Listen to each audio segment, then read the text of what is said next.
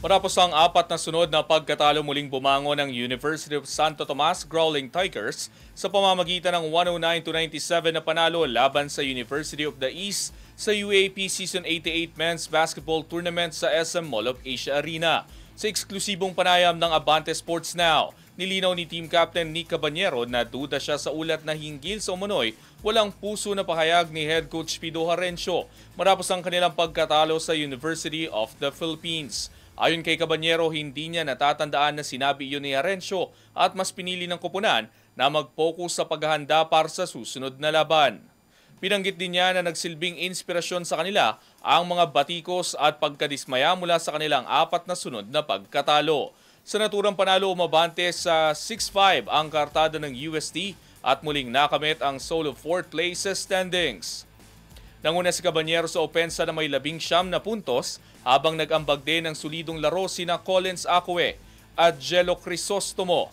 Target ngayon ng Growling Tigers na mapanatili ang kanilang momentum sa susunod na laban kontra Ateneo de Manila University sa Sabado. Narito ang nagipahayag ni UST Growling Tigers Team Captain Nick Cabanyero. Sports Now. Sports Now. Exclusive.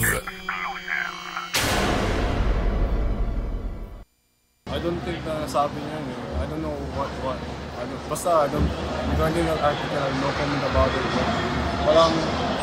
Parang for me naman siguro, parang wala akong narinig na nasabi na during that time. Siguro dahil devastated yung talo natin. So, hindi na rin ako nakikita. So, I believe na hindi na sa yung ano kasi, of course, madami kaming bashers kasi madami kasing look forward to win the championship. Despite that, we set it as a motivation for us to grow and to be better every game. Kaya yun, nakakuha namin yung panalo. Just like, rest first for this day and focus on the practice tomorrow. I believe na buo pa rin kami. Kailangan namin mentally tough kahit anong nangyari. Hindi na muna namin isipin yung pagod and we're just gonna take the game one game at a time.